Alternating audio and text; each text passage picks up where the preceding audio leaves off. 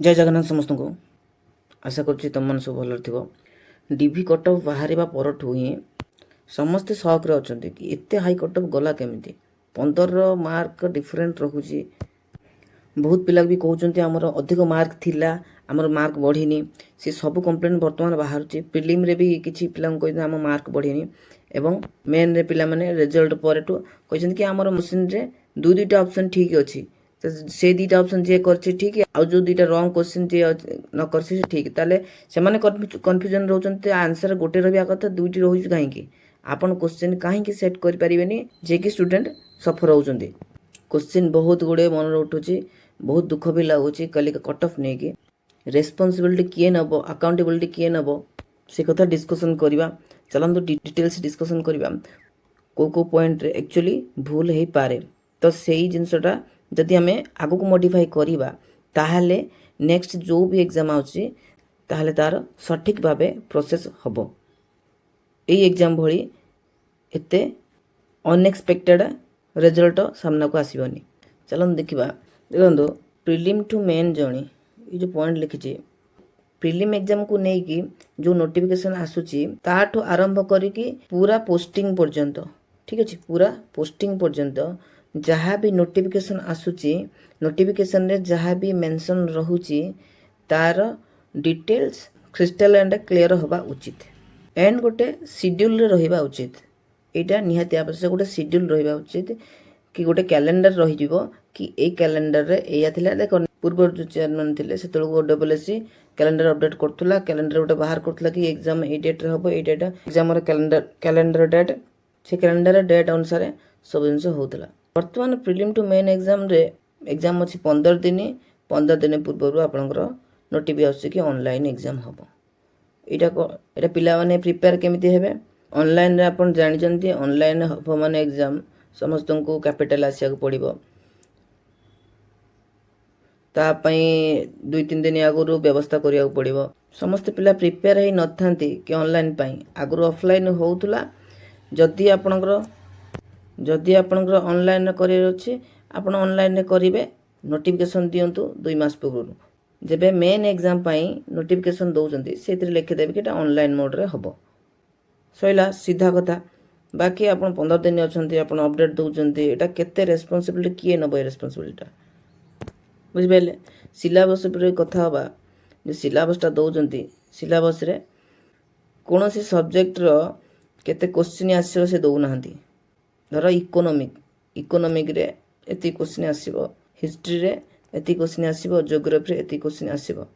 से सिलेबस रे केवल रेंज दे दोचंती एति रेंज रे पड़िबो एबे कहंतु किए डिफिकल्टी किए करौची पिला मानन पय डिफिकल्टी किए करौची नोटिफिकेशन रे क्लियर कम्युनिकेशन होबा उचित सिलेबस को नै कि क्लियर कम्युनिकेशन होबा उचित नोटिफिकेशन रे बुझबाइले poor to middle class aspirant situation आपण मान जानी थे 90% ओडिशा रे 80% ए क्लास रो आसुचंती जे जो माने सीजीएल दउचंती सीजीएल से ए क्लास रो आसुथिबे 80% पिला बुझले की सिचुएशन वर्तमान की सिचुएशन होबो तांगर प्रिलिम टू मेन रो जर्नी देखंतु गोटे पिला prelim to main journey application भरिबो प्रिलिम एग्जामिनेशन पे एप्लिकेशन भरिबो एप्लिकेशन 10टा सर्टिफिकेट मागिथिबो तार एक्सपायर हेतिबो ताको रिन्यू करिकि एप्लिकेशन एंड डेट पूर्व एप्लिकेशन भरिबो तापरे रिजल्ट को वेट कला को 2 मास तापर रिजल्ट यदि खराब हेतिबो से आउरी बोर्डन नेक्स्ट एग्जाम को रिजल्ट न बाहरले पुणी जाइकी ऑफिस को 10 थर दौड़ुथुबो लेट काहे होउची रिजल्ट आज बाहर काली बाहर आज बाहर एपटे फैमिली टेंशन दुनिया टेंशन चाकरी नहीं बयस है बेरोजगार भाया पड़ी थे जेन्युइन प्रोब्लेम यहाँ जेन्युइन प्रोब्लेम प्रत्येक पिलांकर यही प्रोब्लेम प्रत्येक आस्पिरेंट मानकर यही प्रोब्लेम तापर यदि ओडब्ल्यूएससी बोर्ड एमती कर किए हमको भरोसा हम कहले मेन एग्जाम केबे हम कौन ना नोटिफिकेशन देवे पुणी जड़े गोटे प्रिपेयर गोटे हम 15 दिन आगे आउ गोटे नोटिफिकेशन देदेवे कि ऑनलाइन हम TCS ନେଇଛି TCS ପାଟର୍ନ ହେବ TCS ପାଟର୍ନ ହେଲେ TCS ପାଟର୍ନ ଆମେ କୋଶ୍ଚିନ୍ ଆମେ ରେଡ଼ି କରିଥାନ୍ତୁ ଆମେ ତା ଆଗରୁ ରେଡ଼ି ହେଇଥାନ୍ତୁ TCS ପାଟର୍ନ କରିବା କଥା ଯଦି 2 ମାସ ଆଗରୁ କହିଥାନ୍ତ ଆମେ ପୂର୍ବ ବର୍ଷ ଏକ୍ଜାମ୍ ଅନୁସାରେ ଅଫଲାଇନ୍ରେ ପ୍ରିପେୟାର ହେଉଛୁ ସିଲାବସ୍ ଅନୁସାରେ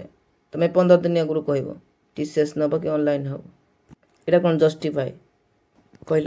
ପ୍ରିଲିମ୍ ଠୁ ଆରମ୍ଭ କରି ମେନ୍ ସ୍କିଲ୍ ଟେଷ୍ଟ ପର୍ଯ୍ୟନ୍ତ ପାଖାପାଖି 6 ରୁ 7 ମାସ ହେଇଯାଉଛି ଆମକୁ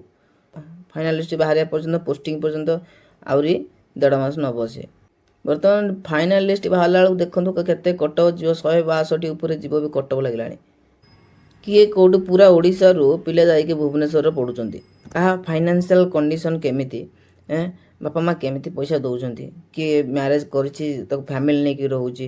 କିଏ ବର୍ତ୍ତମାନ ବି କିଛି ମିଳିନି ପାର୍ଟ ଟାଇମ୍ ଜବ୍ କରିକି ପିଲା ପଢ଼ୁଛନ୍ତି ଏମିତି ବିନା ଟ୍ରାନ୍ସପାରେନ୍ସି କାମ କଲେ ପିଲାଙ୍କର ଇଚ୍ଛା ହେବ ଆଉ CGL ପାଇଁ ପ୍ରିପେୟାର ହେବା ପାଇଁ ତାର ମେଣ୍ଟାଲ୍ କଣ୍ଡିସନ୍ଟା ଠିକ୍ ରହିବ ତ ପୁରା ଗୋଟେ ବର୍ଷ ଏଇଭଳିଆ ପୁରା ବର୍ବାଦ ହେଇଯିବ এইভଳିଆ ଗୋଟେ ବର୍ଷ ଜର୍ଣ୍ଣି ପୁରା ଗୋଟେ ବର୍ଷ ପ୍ରିଲିମ୍ ଟୁ ମେନ୍ ଜର୍ଣ୍ଣି ଗୋଟେ ବର୍ଷ ବର୍ବାଦ ପାଖାପାଖି ହେଇଯିବ ସେ ପାଠ ପଢ଼ିଥିବ ପୁଣି ନେକ୍ସଟ ଏକ୍ଜାମ୍ରେ କ'ଣ ହେବ ନେକ୍ସଟ ଏକ୍ଜାମ୍ରେ ସେଇଭଳିଆ କେଉଁଠି କ୍ଲାରିଫାଏ ଦେବେନି ପୁଣି ରେସ୍ପନ୍ସିବିଲିଟି କେହି ନାହାନ୍ତି ରେସ୍ପନ୍ସିବିଲିଟି OSS କି ଗୋଟେ ବଡି ତାକୁ କହିଲେ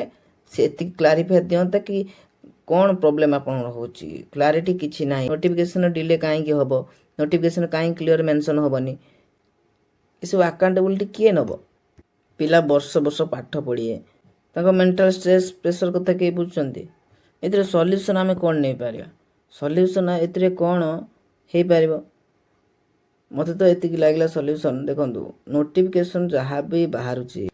ଟାଇମ୍ ଟୁ ଟାଇମ୍ ବାହାରିବା ଉଚିତ ଗୋଟେ ଏକ୍ଜାମ୍ କ୍ୟାଲେଣ୍ଡର ନୋଟିଫାଇ କରିବା ଉଚିତ ନୋଟିଫିକେସନ୍ରେ ଯାହା ମେନସନ୍ ହେବ ତାହା ଷ୍ଟ୍ରିକ୍ଟଲି ଫଲୋ ହେବା ଉଚିତ ନୋଟିଫିକେସନ୍ରେ କ୍ଲାରିଟି ରହିବା ଉଚିତ କି ହଁ এই ଏକ୍ଜାମ୍ର ଡେଟ୍ ହେବ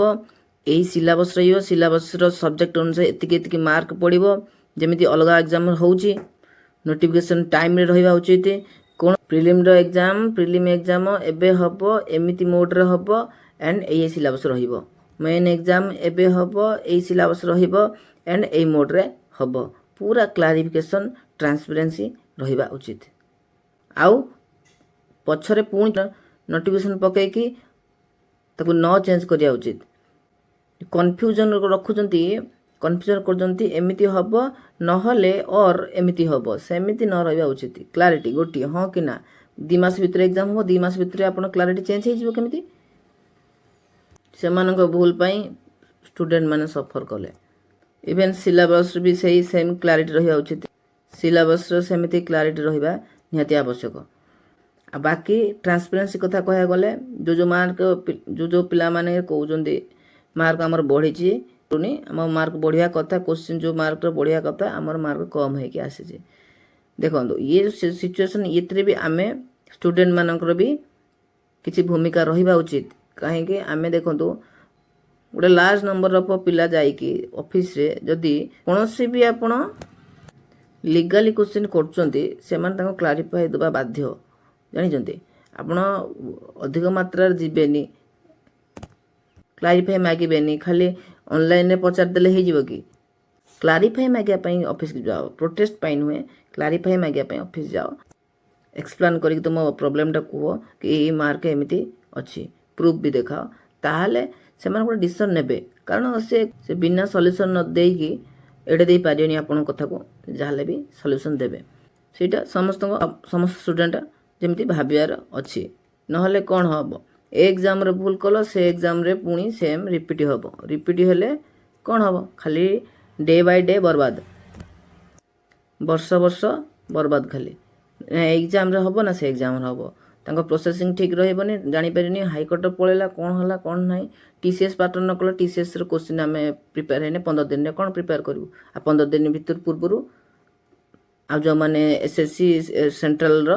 ପ୍ରିପେୟାର ହେଉଥିଲେ SSC ବ୍ୟାଙ୍କିଂ ରେଲୱେ ପାଇଁ ସେମାନେ ଆକ୍ଚୁଆଲି ପ୍ରଫିଟ୍ ରହିଲେ ସେମାନେ ହିଁ ଆକ୍ଚୁଆଲି ପାଇଛନ୍ତି ପୋଷ୍ଟ ଗୁଡ଼ା ବୁଝିଲେ ଗୋଟେ କଥା କୁହନ୍ତୁ 800 ଧର ପୋଷ୍ଟ ହେଉଛି URରେ ତାର 1.5 ଗୁଣା ପିଲା ନେବ ତ ସେ 1.5 ଗୁଣା ନେଲେ କେତେ ହେବ 1200 ପିଲା ନେଇଛି ସେ DV ପାଇଁ କ'ଣ 1200 ପିଲା 156 ଉପରେ ରଖିଛନ୍ତି ଭାବନ୍ତୁ ଏଇଟା କ'ଣ ଅନଏକ୍ସପେକ୍ଟେଡ଼ ନୁହେଁ? ଅନଏକ୍ସପେକ୍ଟେଡ଼ କଟଅଫ୍ ନୁହେଁ ଏଇଟା। ପୂର୍ବ ବର୍ଷ ଦେଖନ୍ତୁ, ଏ ବର୍ଷ ଦେଖନ୍ତୁ, 15 ମାର୍କ 16 ମାର୍କ ଡିଫରେଣ୍ଟ।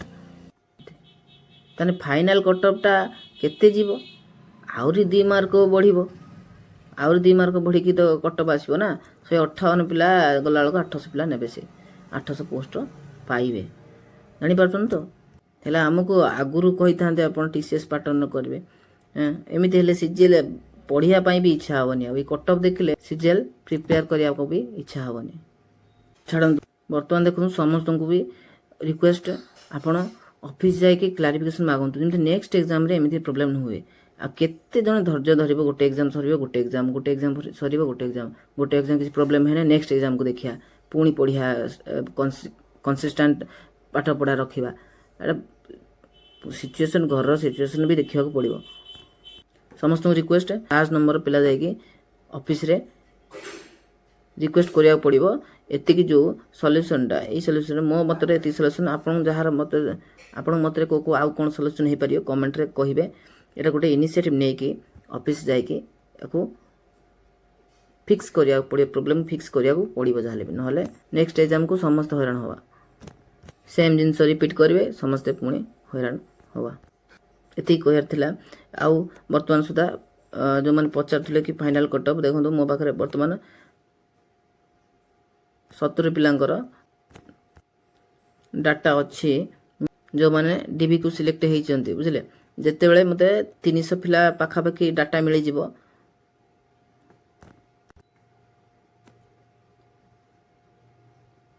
ଯେତେବେଳେ ମୋତେ ପାଖାପାଖି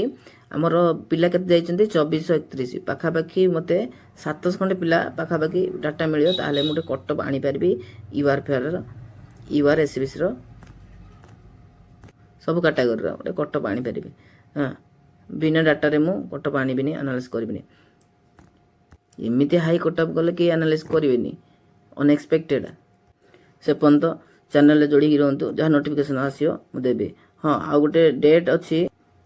ଆପଣଙ୍କର। ଆଜି ହେଲା 20 ତାରିଖ, ତ 23 ତାରିଖ ଦିନ, 23 ତାରିଖ ବୋଧେ, ହଁ 23 ତାରିଖ ଦିନ ସମସ୍ତେ OSSC FEC ଯିବେ, ଅଫିସ୍ ଯିବେ। ଆଉ ଆପଣମାନଙ୍କୁ ରିକ୍ୱେଷ୍ଟ ହେଉଛି, ଯିଏ ଯେଉଁଠି ପାରୁଛ, ଭୁବନେଶ୍ୱର ଯେ ଅଛି କି ପାଖ, କଟକ ଫଟକ ଯେଉଁଠି ଯିଏ ପାଖ ହେବ, OSSC ଅଫିସ୍ ଆସିକି ପହଞ୍ଚିବେ। ଆମର ବର୍ତ୍ତମାନ ପ୍ଲାନ୍ ଅଛି ଯିବା ପାଇଁ। ଆପଣମାନେ ଯେଉଁମାନେ ଆସିବାକୁ ଚାହୁଁଛନ୍ତି ଆସନ୍ତୁ। ଆଉ କ୍ଲାରିଫିକେସନ୍ ନିହାତି ଦରକାର ନେକ୍ସଟ ଏକ୍ଜାମ୍ ପାଇଁ। ଆମେ ସେମିତି ଗୋଟେ ବର୍ଷ ଯିବାକୁ ଦେବାନି। ଠିକ୍ ଅଛି, ଜୟ ଜଗନ୍ନାଥ। ପୁଣି ନେକ୍ସଟ ଅପଡ଼େଟ୍ ନେଇକି ଆସିବି।